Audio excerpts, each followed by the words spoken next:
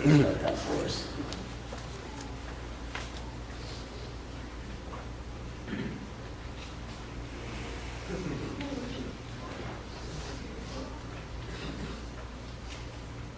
I went with the green as well.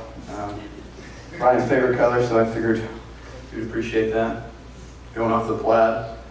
I had to write mine down too, because I didn't know how to hold up here, so pardon me if it feels like I'm reading, but where do you even begin when you start talking about a guy like Brian? We're all here today because Brian truly affected our lives for the better. I've never met someone that loved so unconditionally and loved with so much passion that Brian had. He and I were able to spend a lot of time together during his far too short life. Brian was someone that I always looked up to since I was a little kid. Our love for each other started with our passion for sports. He and I could spend hours throwing around the football and talking sports. He'd always try and tell me I was still going to be the pro quarterback, even at the age of 30. I would just laugh and take the pointers he gave me. Over our time, our conversations turned from sports to life. It's no secret that Brian thought about life in a different way. He challenged the status quo of thinking, sometimes even a little too much. But it was so beautiful to hear Brian talk about life and those people in his life and how much he loved them. Not just his family, but each and every person he encountered, as the 7-Eleven story goes. Brian truly helped teach me to love every day and enjoy every moment you have. I remember one 4th of July party in particular. If you're a Gary Annie, if you've ever been to those parties, they're super low-key, no big deal.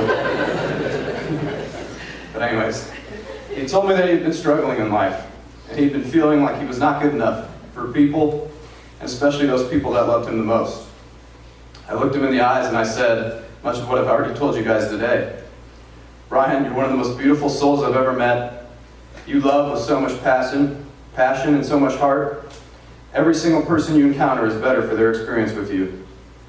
Brian and I talked a lot about life that day, and into the night, when we finally wrapped up our conversation, many drinks later, and shut down the pool, I remember walking away and thinking to myself, you know, there's something special about this man. I don't know what it is, I can't put my finger on it, but there's something special about him. I think everyone here today has probably had a similar conversation with Brian and a similar thought, that there's something special about him, because that was B. He was not afraid to talk about the deeper meanings of life. He was not afraid to question the things that others did not want to question. Most of all, he wasn't afraid to share it with anyone. And we're all much, much better people for having listened to the message Brian was trying to deliver and did deliver. My heart breaks for all of us, but my heart truly breaks for his beautiful family. Tony, Eva, Stephen, and Tony Lynn. I'm so sorry, and I wish there's something I could do for you to help heal the pain. But all anyone can do is to be here and support you all, spreading love and celebrating the amazing life Brian lived. Sadness is tough. There's no doubt about that. But there's something so beautiful in a sadness like this.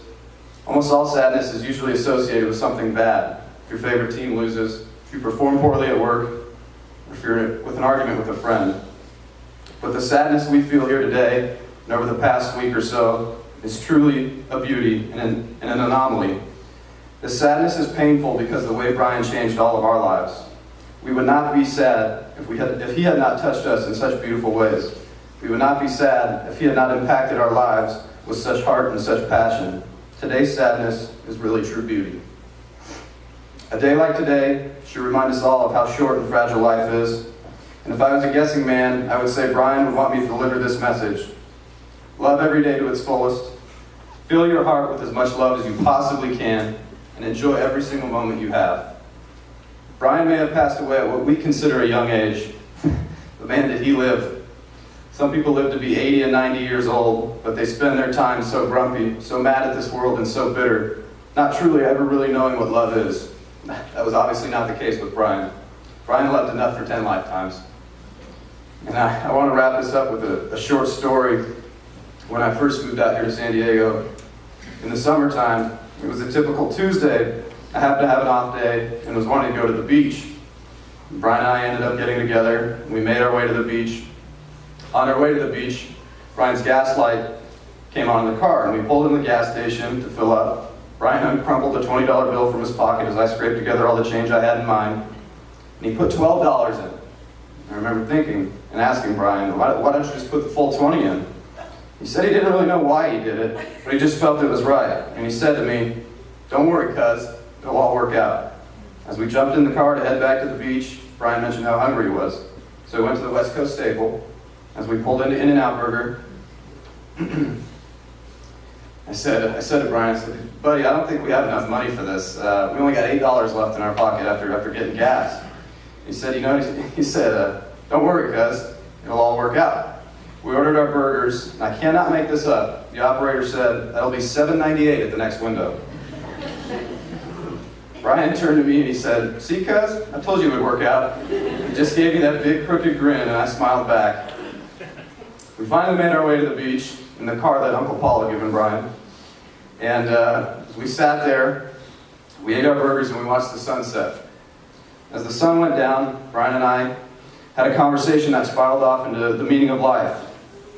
And when we got to the end of the conversation, Brian turned to me and he said, "Don't worry too much about life, cuz.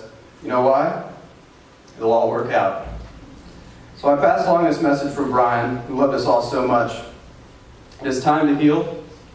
It is time to celebrate the amazing man this person was. There's no need to worry anymore. There's no need to cry. There is no need to feel sad. Because you know why? It'll all work out, cuz. I love you guys all so much, and I just want to thank you for allowing me to share that story and know how much you guys all love Brian. So thank you.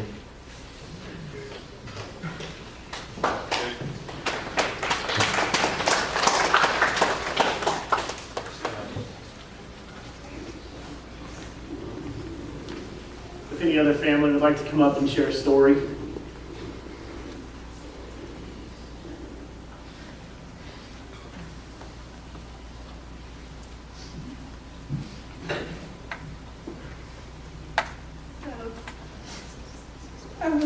If you know me, you know I usually have a plan for everything. I don't have a plan right now, so you're with me. As much as you prepare for an emergency, you can prepare for this. I'm trying to think of any specific memory or words or anything with my brother. And to be honest, it's hard to do that. But he was just always there with his arm around you, or in his room, or going to the gym. Whatever he was doing, he was just there. And now he's not. So that's, hard. I've always looked up to my brothers, and it's nothing to say. So I know he's where he wants to be. And I know that, as sad as it is, he looked forward to the day he was free from this world. And I love you all so much, and we have such a supportive family and friends, and I love him, and I love my family, and I know we'll get through this. So, thank you.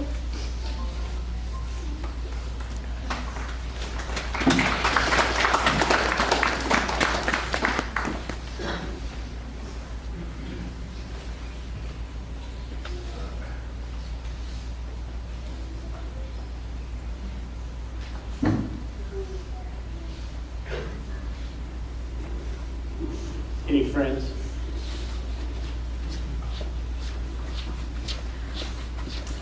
JC's got one more song for us. JC, why don't you come on up?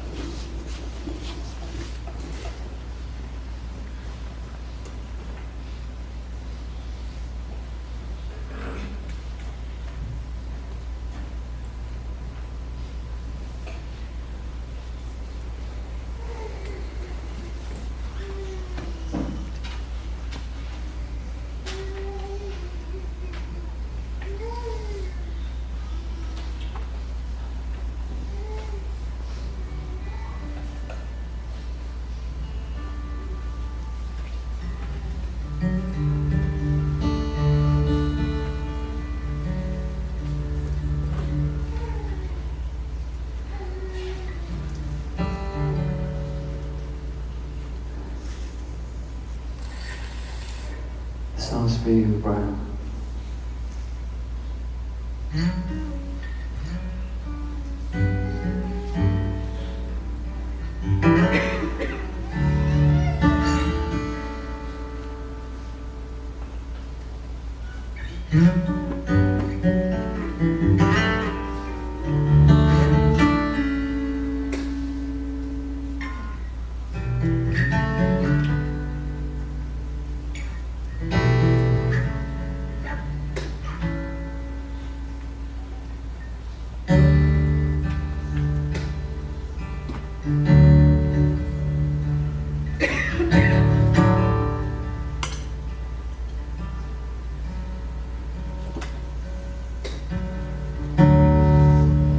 How was the worst of fun?